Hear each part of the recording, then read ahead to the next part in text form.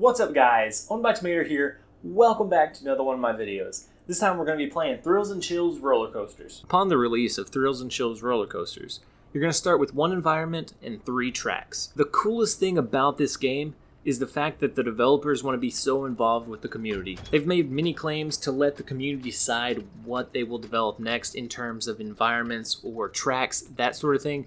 So if you have a problem with the game, they're willing to help fix it if it's what the people want. But what I'm really wondering is, how does this compare to the Ultimate Booster experience? Let's find out. Okay, let's go ahead and just jump into one. We're going to jump into the far left one because everything in my life has told me that the natural progression of things is left to right.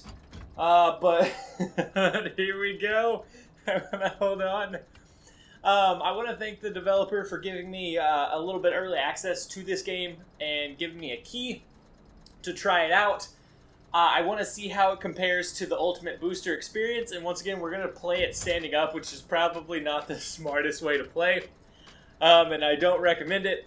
If you're just wanting to play and feel the experience, sitting down is probably the best way to play it, but I just like the challenge of seeing if I can stand up, and if I fall down, it's even better. So, I'm kind of curious how this is gonna compare. Wow. Woo. I wonder how this is going to compare to the Ultimate Booster experience, because the Ultimate Booster experience was fast.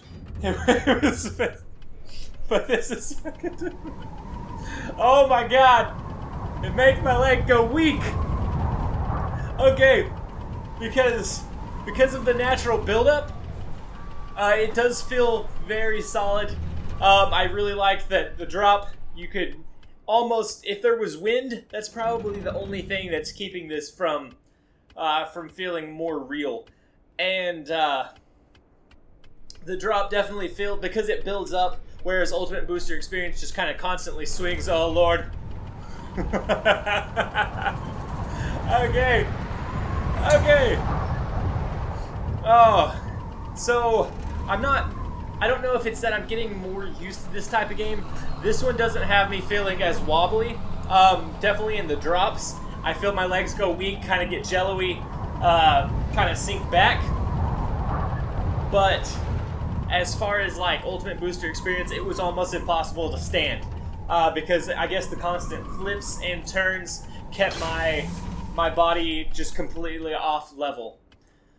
And so in this, the game is Thrills and Chills. I should have an intro, but I don't know. The game is Thrills and Chills.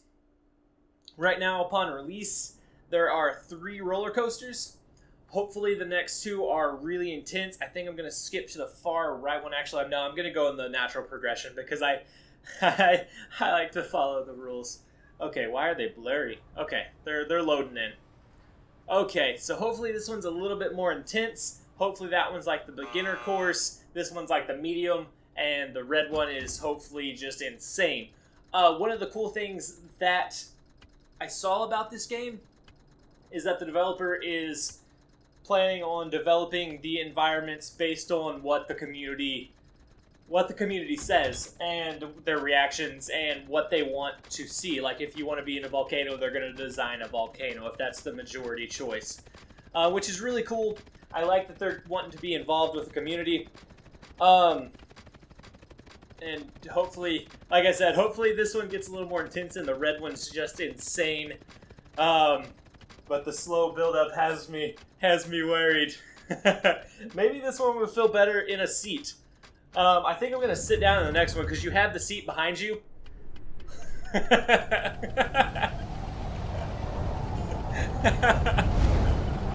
Okay, yeah, I'm going to sit down on the next one. I think it would help with the immersion because of the cushioned seat behind me.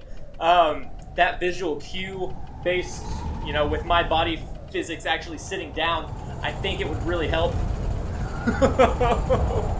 Yeah, the red one's going to be insane, and that's the one I'm going to do sitting down because right now I can't really stop it mid-roller coaster. But nonetheless, I feel like if it was meant for standing up, it could be like almost like one of those the strap-in ones where your feet are dangling. I think one of the Batman ones at Six Flags basically it straps in over your head and your feet are dangling. That would feel more immersed for standing up. But the way they have this designed where it looks like there's a seat behind you, I think that's going to really hit home once I pull up my chair. Aww. I was distracted through the most of that. Okay, let me grab my chair and hopefully it'll realign. All right, we're gonna be turned a little weird just because of the way that the game loaded in, but it should be all right. Hopefully this is gonna really seal home the immersion for us. The only better thing, oh come on, readjust me. There it is. There it is. I like that they auto adjust to the headset. Okay, yeah, this definitely. This definitely makes it better. Okay, I can already tell it feels so much more like I'm actually sitting in this roller coaster. Okay, the only thing that could be better is if there was if I had a fan and blew the fan on me, it'd be the full immersion effect. This is gonna be terrifying because it does seem like they were going with green being the beginner intro one to get you adjusted.